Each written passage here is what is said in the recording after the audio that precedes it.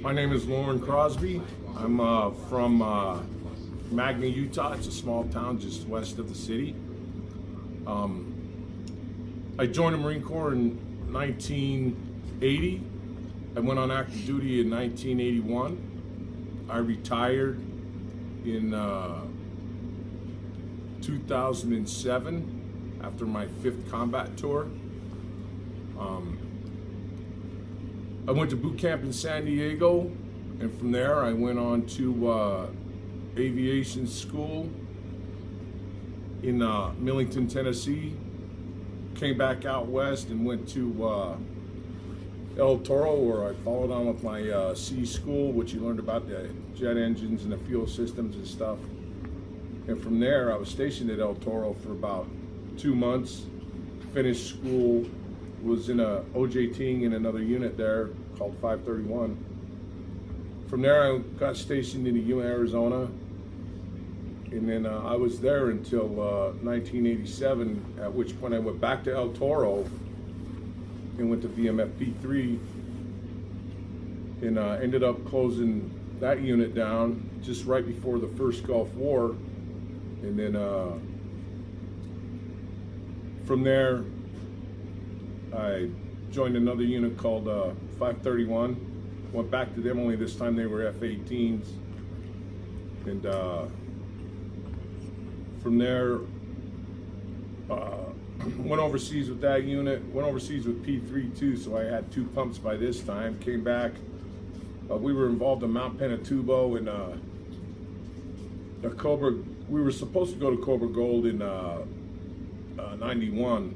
But then there was a coup attempt in Thailand, so we had to stand by waiting to see if we were going to have to go over there and fight. And then from there, we dealt with Mount Pinatubo in the Philippines, came home. They shut down. I went to VMFA 323, and I was there for about 8 years. I did 3 boat cruises with them, where we flew the no-fly zone, dealt with Somalia, all that stuff. That was a pretty hectic time. And then from there, around 1999, 2000, early 2000, I transferred over to VMFA W242 and did 2 combat tours and 2 tours overseas with them, and an extended deployment with them due to the invasion. And then after I got back from my last combat tour, I retired in 07. That's my story, and I'm sticking to it. So where you live right now? I came back home to Magna. Mm-hmm. Tell us something about what you do right now with your family. What's your hobby, your family, your friends, where you hang out? What's your life right now after combat? Well, so it's been kind of tough. It's a hard adjustment after having your entire life in the military. That's structured, you know what's going on weeks and weeks in advance, and you could prepare yourself for what's coming. Out here, to me, it's just controlled chaos. Nobody knows what's going on until the day they talk about it, you know? So it's been interesting. Have I adjusted? I don't think so. I don't think I'll ever adjust to civilian life. But so I'm the commander of my local VFW, Post 7398. And it's been interesting doing that, dealing with all the different personalities, but it's been enjoyable trying to get things up to speed, especially after dealing with the earthquake that we had that gave us some major damage.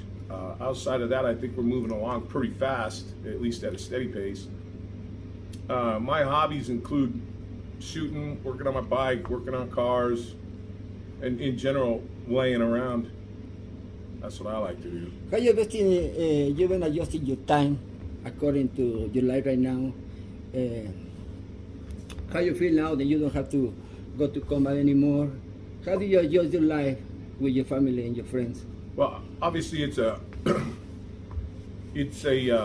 joy to be with my family, because when you have to leave them, it just tears you apart. Everybody's crying, all that stuff, and there's just a hole when you have to leave.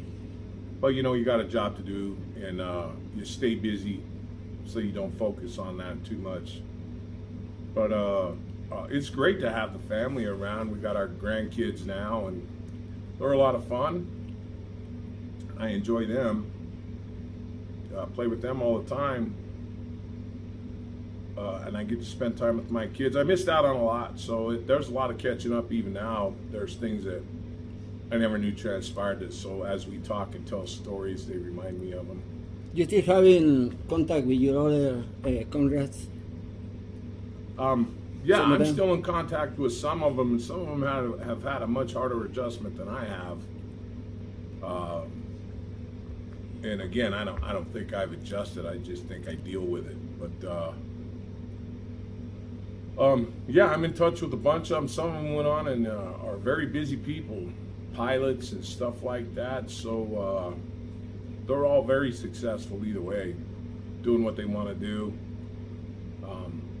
I talk to them quite frequently, so it's good. What do you tell us a little bit story about one between you and one of your comrades when you went in combat? What's the difference? Uh-huh. Well, I've had some buddies that were actually down there kicking indoors, and then you have me that was operating from an air base. So they're getting shot at all the time, and they're just lobbing rockets and mortars and taking sniper fire at us. So for me, it's relatively cozy lifestyle. For them, it's not so cozy. And you know, in the Marine Corps, the grunts, they're out doing a job. Nobody defends the air base except us air wingers. So we're the guys that are posted as sentries, and the MPs are posted at the gate. So Tell us a little history about you and your friend when you went in combat. Anytime. well, so when I was in country in 04, 05, we were dealing with Muqtada al-Sadr, who was down in Najaf. We got there when they cornered him in the mosque down there, and we were getting briefed on what we were going to do. But we were over there for all. That's when shit was ugly. It was ugly over there. We were dealing with the next invasion of Fallujah that everybody talks about, where we went in and just tore him a new asshole, and just all of that stuff where the Marines were in combat for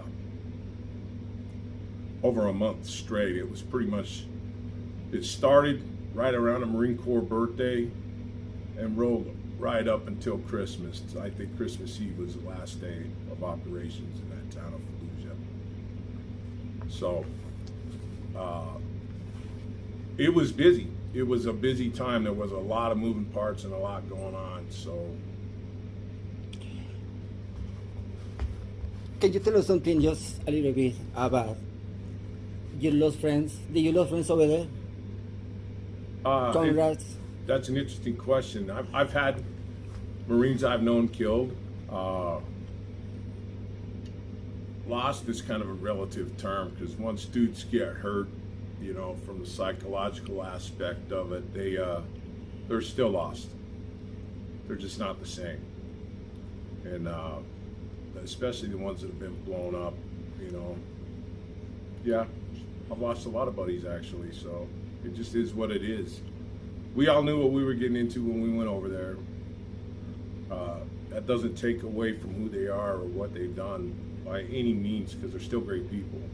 They're just not the same, and warfare has a way of changing you in that manner. Anything else you want to add? No, I think I'm good. You good? Well, thank you for your service, man. Thank you, sir. We really love you. Thank you We're very so proud of much. you, man. All right.